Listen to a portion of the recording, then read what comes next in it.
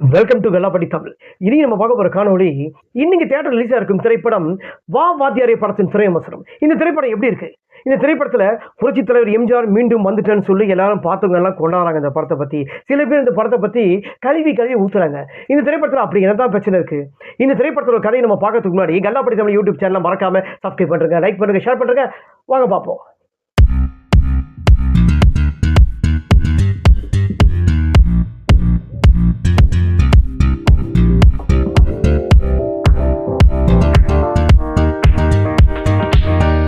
இந்த திரைப்படத்தில் நடிகர் கார்த்திக், சத்யராஜ், ராஜ்கரன், நிலகல் ரவி, கருணாகரன், சுந்தர், ஆனந்த்ராஜ், கிஷி ஷெட்டி மற்றும் பலர்.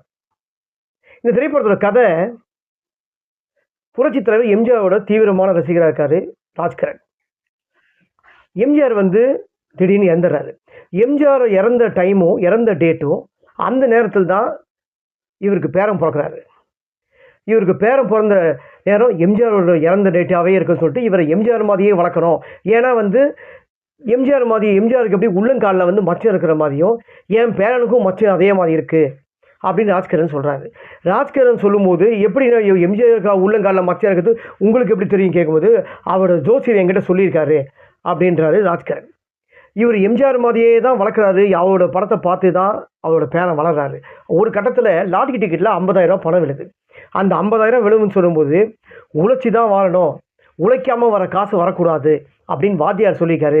இது உனக்கு தேவையில்லைன்னு சொல்லி லாட்டரி டிக்கெட்டை கிழிக்கிறாரு. அவர் கிழிக்காத தாத்தான்னு கதாநாயகன் சொல்கிறாரு. ஆனால் அதையும் மாரி கிழிச்சிடுறாரு. அப்போ இதுலேருந்து தாத்தாவுக்கு தெரியாமையே இவர் எம்ஜிஆர் படம் பார்க்குறாரு. ஆனால் எம்ஜிஆர் படம் பார்த்தாலும் இவர் நம்பியார் வர வில்லன் கேரக்டருக்கு மட்டும்தான் இவர் எடுத்துக்கிறாரு.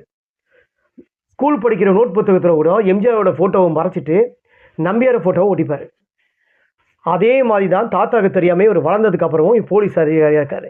இவர் போலீஸ் அதிகாரியாக இருக்கும்போதே பல விதமான லஞ்சம் வாங்குறதோ அக்கிரமம் பண்ணுறதோ இது எல்லாமே பண்ணுவார். இது எல்லாமே தாத்தாவுக்கு தெரியாமல் ஒரு கட்டத்தில் இவருக்கு சஸ்பெண்ட் ஆகிறாரு. சஸ்பெண்ட் ஆன அடுத்த செகண்ட் தாத்தாவுக்கு தெரியாத அளவுக்கு பார்த்துக்கணும் அப்படின்றாரு. ஆனால் தாத்தா இப்படி பேப்பரில் பார்த்துடுறாரு. பார்த்த சோகத்தை தாங்க முடியாமல் அவனோட அப்பாவை கூப்பிட்டு கேட்குறாரு, நீ எந்த காலத்தில் இருக்கப்பா, அவன் பையன் இப்படி தான் பண்ணின்னு இருக்கான் அப்படின்னாங்க. அந்த சோகத்தை தாங்க முடியாமல் கதாநாயகனோட தாத்தா இறந்துடுறாரு. கதாநாயகன் தாத்தா இறந்த உடனே, ஆனால் தாத்தா என்ன சொல்லி தவறான்னா, என் பையனுக்கு நல்ல புத்தியை கொடுக்கணும், உன்னோட புத்தியை கொடுக்கணும்னு சொல்லிட்டு எழுபடாரு. கடவுள்கிட்ட வேண்டதுன்னா அவர் கடவுள்கிட்ட வேண்டல, எம்ஜிஆர் கிட்ட வேண்டுறாரு, உன்னோட புத்தி வரணும்னு சொல்லிட்டு. அதை சொல்லிட்டு சாவுறாரு. அவர் சொல்லிட்டு சத்த வினதுக்கு அப்புறம் தான் எம்ஜிஆரே வராரு. கண்ணாடி முன்னாடி எம்ஜிஆர் உயிரோடு நிற்கிறாரு. ஏஏ ஒர்க்கில் தான் பண்ணியிருக்காங்க. எம்ஜிஆர் நீ இந்த மாதிரிலாம் அக்கிரமம் பண்ணலாமா, இனிமேல் நீ பண்ணக்கூடாதுன்னு சொன்னோடனே அப்பப்போ எங்கெங்கெல்லாம் அக்கிரமம் நடக்குதோ எம்ஜிஆரோட ஆத்மா இவர் உடம்புல பூந்துக்கும். இவரோட ஆத்மா உள்ளே மெயினில் ஃபிக்ஸ் பண்ண உடனே அடுத்த செகண்ட் இவர் தவறு பண்ணதையெல்லாம் தட்டி கேட்குறது, எம்ஜிஆரோட சாங்ஸ் எல்லாம் பின்னாடி ஒழிக்கிறது, உன்னை இருந்த எல்லாம் எம்ஜிஆரோட என்னென்ன பாட்டோ அந்த பாட்டெல்லாம் ஸ்க்ரீனில் ப்ரெசென்ட் பண்ணியிருப்பாங்க. ஆனால் கிட்டத்தட்ட என்ன சொல்கிறதுன்னா, நம்ம அன்னியனில் அப்பப்போ அம்பி டம்முன்னு வரும், டம்முன்னு அணியன் வருவோம். அந்த மாதிரி திடீர்னு எம்ஜிஆர் வருவார், திடீர்னு கார்த்திக் ஆகிடுவார், திடீர்னு எம்ஜிஆர் வருவார், கார்த்திக் வருவார். இதுதான் எல்லோரும் ஜனங்க என்ன பப்ளிக் நினைக்கிறாங்கன்னா, ஒரு வாத்தியார் மீண்டும் வந்துட்டார், எம்ஜிஆர் அப்படியே பிறந்து வந்துட்டார் அப்படின்னு சொல்கிறாங்க. இதுக்கப்புறம் எம்ஜிஆரால் அந்த ஊர் மக்களுக்கு நல்லது இருந்ததா, இல்லை அந்த அரசியல்வாதி கும்பலுக்கு ஒரு சூழ்நிலை வருது, அவர் அதை தட்டி கேட்டாரா, இதால் கார்த்திக் மாட்டிக்கிட்டாரா இல்லையா தான் இந்த படத்தை ஒரு ஸ்கிரீன் பிளே. இந்த படத்தோட ஃபர்ஸ்ட் ஹாஃப் நல்லாவே இருக்குது. கதை சொல்லப்பட்ட விதமும் சரி எல்லாமே நல்லா கொண்டு போயிருக்காங்க. ஆனால் இந்த படம் செகண்ட் ஹாஃப் எடுக்க தெரியாமல், ரைட்டிங் ஒர்க்கு சரியாமல் எடுக்க தெரியாமல், சொல்ல வந்தது என்னன்னு தெரியாமையே இந்த படத்தை முடிச்சிட்டாங்க. ஏன்னா அவர் ஆரம்பிச்சிட்டாரு, டைரக்டர் நலன்குமார் சாமி ஆரம்பிச்சிட்டாரு, ஆனால் முடிக்க தெரியல. இந்த படத்தோட இசை சந்தோஷ் நாராயணன், ஏதோ ஓரளவுக்கு பேக்ரவுண்ட் மியூசிக் நல்லா இருக்குது. அதில் இந்த ரீமிக்ஸிங் பாட்டில் அன்பேவா பாட்டு, ராஜாவின் பார்வையில் அந்த பாட்டை ரீமிக்ஸ் பண்ணியிருக்காங்க. அந்த பாட்டை விட அப்பப்போ கார்த்திக் என்ட்ரான உடனே எம்ஜிஆர் சாங்கை போடுறாங்க பாருங்கள், அந்த பாட்டே நல்லா இருக்குது. இந்த பாட்டு கூட கம்பேர் பண்ணால் கார்த்திக் எம்ஜிஆர் ஸ்டைல் காட்டுறது நல்லா தான் நடிச்சிருக்காரு.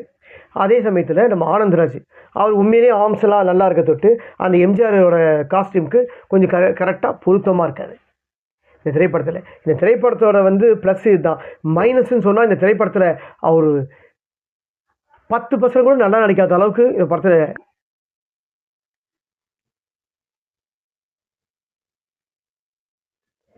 இந்த திரைப்படத்தில் வந்து நடிகர் சத்யராஜோட ஆக்டிங்ஸ் பார்த்தீங்கன்னா ரொம்பவே நல்லா நடிச்சிருக்காரு. அவர் கொடுத்த போர்ஷன்ஸ் என்னவோ அவர் நல்லாவே பண்ணிக்காரு. அவர் இந்த படத்தில் வந்து ஒரு வில்லன் கதாபாத்திரம் தான் வந்திருக்காரு.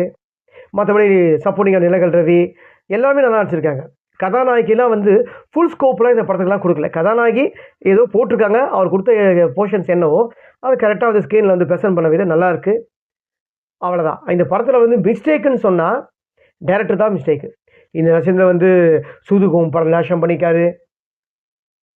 இந்த படம் எவ்வளோ 2-3 படம் பண்ணியிருக்காரு. அந்த படம் நல்லா ஓடிச்சு.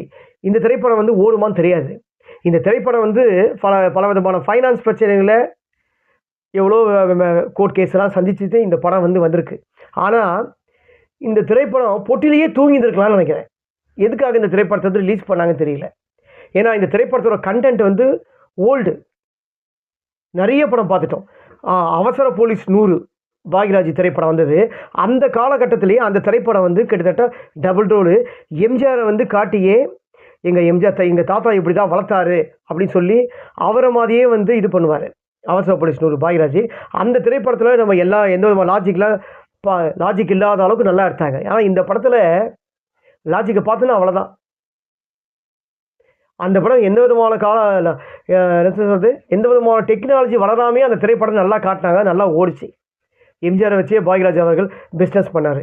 ஆனால் இந்த திரைப்படம் வந்து எம்ஜிஆரை காட்டி பாட்டெல்லாம் போட்டு பிஸ்னஸ் பண்ணியிருக்காங்க. அது ஆகுமா இல்லையான்னு தெரியல. எந்த அளவுக்கு ஆடியன்ஸ் ஒர்க் அவுட் ஆகுமான்னு தெரியாது. குமார் சொல்லுங்க,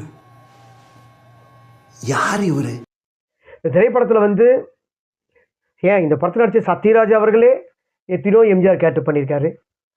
இந்த திரைப்படத்தில் இன்னொன்று வாத்தியார் இருந்தால் இனிமேல் தவறு நடக்காது, இன்னொன்று எம்ஜிஆர் வந்தால் நாடு நல்லா இருக்கும் அப்படின்னு சொல்லி ஸ்ட்ராங்காக பதிவு பண்ணியிருக்காங்க. அந்த எம்ஜிஆர் கார்த்திகா வந்து காட்டியிருக்காங்க. என்ன ஒன்றுனா ஆத்மா உள்ளே போகிறது எந்த அளவுக்கு ஜனங்க ஏற்றுப்பாங்கன்னு தெரியாது. இந்த திரைப்படம் ஒவ்வொரு தடவை பார்க்கலாமா கேட்டால் டைரக்ஷனில் விட்டுருங்க, ரைட்டிங் ஒர்க் ரொம்ப வீக்கு. ஓகேங்களா, டேரக்டருக்காக பார்க்க முடியாது. கார்த்திக்காக ஒன்றா இந்த திரைப்படத்தை வந்து ஒரு தடவை பார்த்துட்டு ஏமாந்து வந்துடுவாங்க.